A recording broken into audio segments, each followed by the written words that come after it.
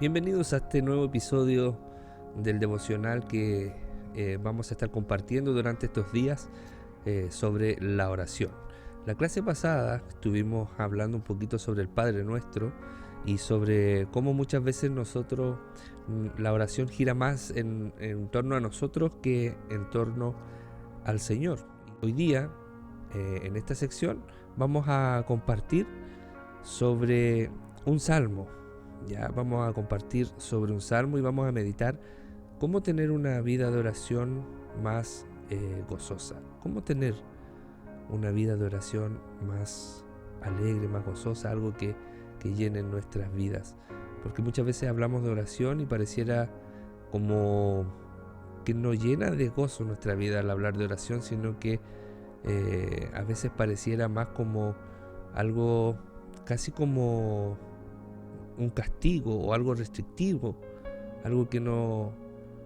Por ejemplo, si pusiéramos en una balanza, ¿qué me gusta hacer más? ¿Orar o cantar?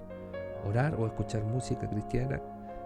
Muchas veces cualquier cosa que compita con la oración a veces se ve ganadora. Por lo tanto, ¿por qué sucede esto? Esto es lo que vamos a tratar de que hoy día podamos aprender de cómo la oración tiene que ser parte de mi vida y una parte que me llene también de gozo. Vamos a meditar en este día en el Salmo de David, el Salmo número 37. Como mencioné en el capítulo 1 de esta serie, yo estoy ocupando la Biblia Nueva Traducción Viviente para ir viendo con otras palabras o desde otra perspectiva, algunos textos que los sabemos prácticamente de memoria en la versión que más ocupamos, que es la 1960. Entonces, si usted me sigue en la lectura, le invito a que busque Salmo 37 y vayamos leyendo juntos la palabra del Señor, que dice así: No te inquietes a causa de los malvados, ni tengas envidia de los que hacen lo malo, pues como la hierba pronto se desvanecen, como las flores de primavera pronto se marchitan.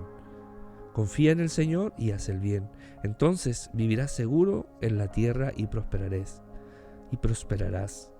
Deleítate en el Señor y Él te concederá los deseos de tu corazón. Entrega al Señor todo lo que haces, confía en Él y Él te ayudará. Él hará resplandecer tu inocencia como el amanecer y la justicia de tu causa brillará como el sol del mediodía. Quédate quieto en la presencia del Señor y espera con paciencia a que Él actúe. No te inquietes por la gente mala que prospera, ni te preocupes por sus perversas maquinaciones. Amén. Hemos compartido entonces estos pequeños versículos de la palabra del Señor.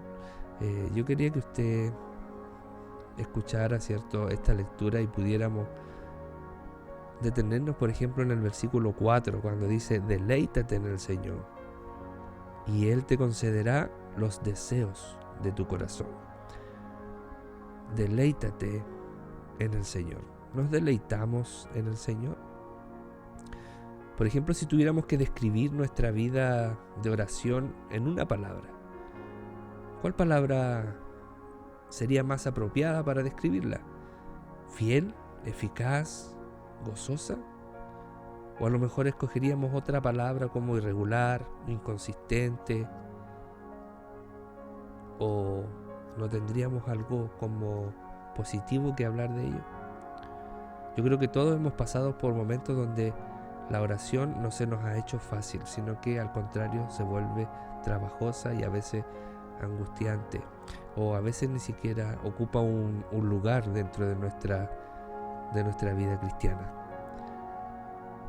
¿Y cómo podríamos conseguir entonces de que la oración pasara a ser algo gozoso? A veces nosotros decimos, no sé si a usted le ha pasado, pero voy a orar y pareciera que no hubieran palabras, que no se me viene nada a la mente para decir.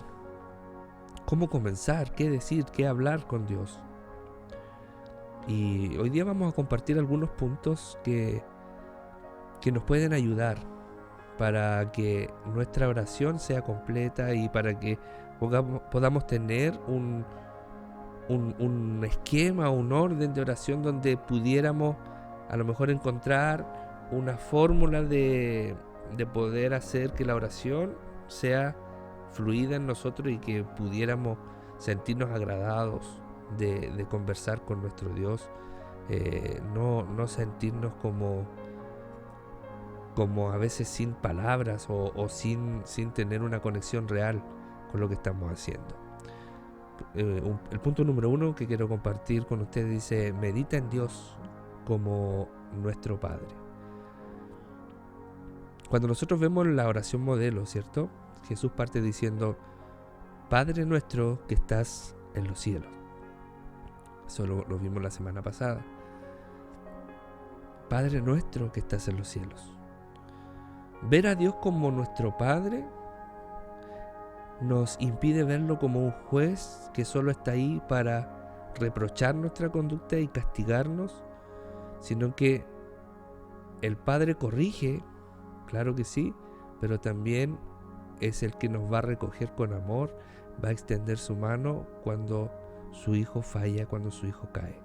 Por lo tanto, cuando nosotros podemos ver a Dios como Padre, cuando nosotros podemos ver al Creador del universo y valorarlo como mi Padre, entonces el meditar en eso ya me sitúa en una oración donde yo pudiera partir con toda la confianza del mundo de hablar con el que me creó, de hablar con mi Padre, de expresarle mis sentimientos, de expresarle que no hay nada más grande que Él. A veces no sé cómo es la relación suya con su Padre terrenal. Para algunos es fácil, para otros no. Pero si usted medita que Dios es su Padre, que el Creador del universo es su Padre, tiene una buena forma de comenzar. Tiene una buena manera de poder darle sentido a su oración. Como punto número 2, dentro de esta oración, confiesa tus pecados. Yo creo que todos hemos vivido situaciones en nuestra vida donde le hemos fallado a Dios, y qué difícil se hace el orar, qué difícil se hace el poder comunicarnos con Dios sabiendo que Él es santo, sabiendo que Él es nuestro Dios, que todo lo sabe, que todo lo ve, que escudriña, dice la Escritura, nuestra mente, nuestro corazón, sabiendo que no podemos ocultarle nada. Y cuando hemos fallado, ir a la oración nos hace sentir indignos, nos hace sentir que es prácticamente imposible que este Dios nos escuche. Bueno, esta actitud revela una comprensión débil del Evangelio. La verdad es que Dios nos conoce, sabe nuestro pecado, pero nos invita a confesarlo. Nos invita a que nosotros vayamos a Él confiadamente y que ahí nosotros confesemos nuestros pecados. Si confesamos nuestros pecados, dice la Escritura, Él es fiel y justo para perdonar nuestros pecados y limpiarnos de toda maldad. En otro versículo dice: pero sin confesión no hay remisión de pecados. Por lo tanto, parte fundamental de nuestra oración tiene que ir la confesión de pecados. Tenemos que confesarle al Padre cuando hemos fallado. El punto número 3. Ora las oraciones que Dios quiere contestar. ¿Cómo esto? Ora las oraciones que Dios quiere contestar. Dice la Escritura en Proverbios 15:8: la oración de los rectos es su deleite. Ora las oraciones que Dios quiere contestar. Esto se refiere a que oremos según su voluntad, que oremos pidiendo cosas que vayan en ayuda de nuestra vida espiritual. Muchas veces nosotros oramos y pedimos cosas que no nos convienen. Y sabemos, incluso a veces sabemos que lo que estamos pidiendo no es conveniente para nuestra vida espiritual, pero aún así le insistimos a Dios y queremos, como esos niños malcriados, muchas veces convencer a Dios de que haga las cosas a nuestra manera. No, oremos con sabiduría. Oremos según la voluntad de Dios. Para entender la voluntad de Dios tenemos que conocer su palabra. Y esa es una tarea también fundamental en nosotros, que nos instruyamos en su palabra para que aprendamos a orar de acuerdo a la palabra, para que seamos guiados por el Espíritu, porque la Escritura dice que el mismo Espíritu, ¿cierto?, nos va a guiar a pedir como conviene. Por lo tanto, si el Espíritu Santo está en nuestras vidas, nos va a enseñar a pedir como conviene. Oremos entonces las oraciones que Dios quiere contestar. Como cuarto punto está dar gracias. La acción de gracia no solo nos ayuda, ¿cierto?, a no enfocarnos en nuestras circunstancias que estemos viviendo, porque muchas veces nuestras circunstancias no son las mejores, y si no nos enfocamos en algo superior, nos veremos muchas veces tentados a no ser agradecidos, a no ver podríamos decir, el contexto completo de nuestra vida. Muchas veces las cosas negativas, los problemas que podamos estar atravesando, no nos dejan mirar lo bueno que ha sido Dios con nosotros. Por lo tanto, nuestra oración tiene que estar llena de agradecimiento. Nuestra oración tiene que estar llena de alabanzas al Señor por lo que Él ha hecho en nuestras vidas. Cuando se combina con la oración genuina, la acción de gracias nos lleva a experimentar la paz de Dios que trasciende o que inunda, ¿cierto?, nuestras vidas. Por lo tanto, seamos agradecidos con el Señor. Y último punto, medita en las promesas de Dios. Las riquezas del Evangelio son demasiado grandes y gloriosas como para entenderlas completamente. Nunca vamos a poder comprender o entender a cabalidad todas las promesas del Señor. Las vamos comprendiendo, las vamos viviendo a medida que vamos creciendo y meditando en ellas. Algunos tesoros del Evangelio solo son desenterrados con la pala de la oración. Que el Señor les bendiga, que meditemos las promesas de Dios mientras oramos.